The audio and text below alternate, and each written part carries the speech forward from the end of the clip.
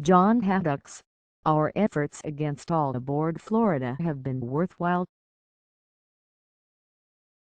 By John Haddox. It is impossible to live in Martin County these days and not be horrified at the devastating effects the toxic algae is having on our residents' health, economy and way of life. However, an equally ominous threat is the All Aboard Florida passenger rail project.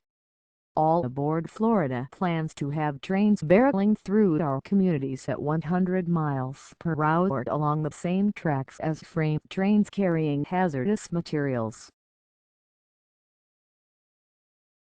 This will destroy our neighborhoods, create safety and traffic issues, reduce property values and hurt the marine industry, which is a core part of our economy and our heritage.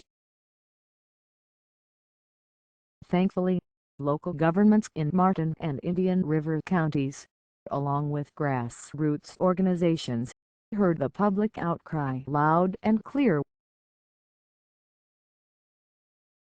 Since 2014 we have been fighting to protect residents from this behemoth of corporate greed, power and influence.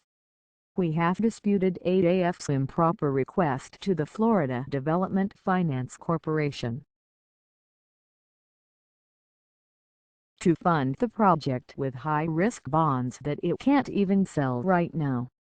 We have been critical of the deeply flawed and incomplete environmental impact analysis released by the Federal Railroad Administration. We have demanded safety upgrades and technology features that AAF didn't want to acknowledge or agree to in its design plans and hasn't shown any commitment to paying for.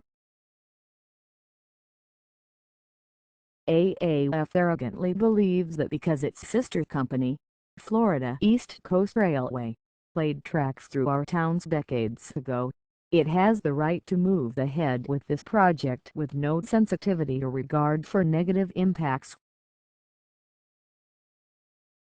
As AAF builds its high-rise real estate empire in Miami, Fort Lauderdale and Orlando, our communities are the places that will be harmed. I have yet to meet a local who actually supports the AAF project. I do meet people, however, who are skeptical of investing taxpayer dollars to fight what some perceive as a losing cause. They think greed, power and corruption will win. I disagree. The money that has been invested in legal and other pursuits has been money well spent. The information collected through the diligence of our attorneys and consultants has shed light on the flaws and improprieties of AAF, FEC and their parent company, Fortress Investment Group.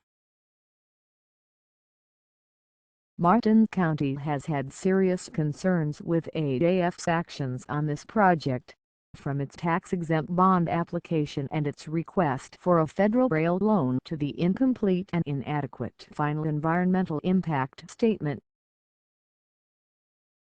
Even its premise that the FEC tracks were the best option for running the passenger trains was flawed.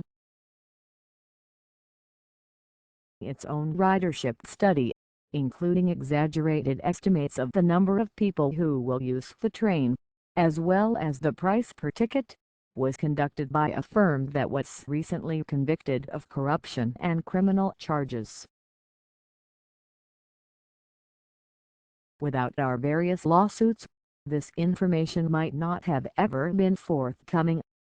We have also discovered many deficiencies in AAF's design plans regarding safety. We have repeatedly implored AAF to provide us with relevant information about its intentions to make our communities safe.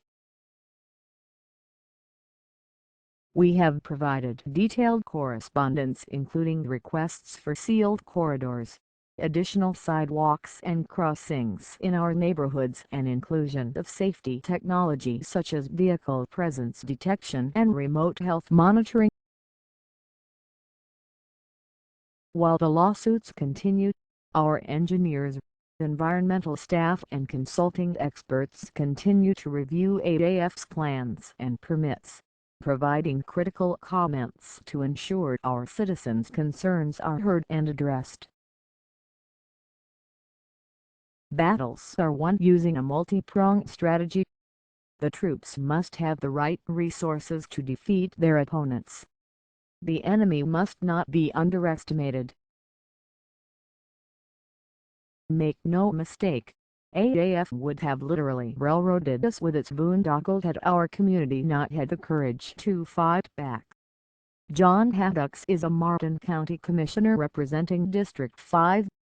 He is running for re-election,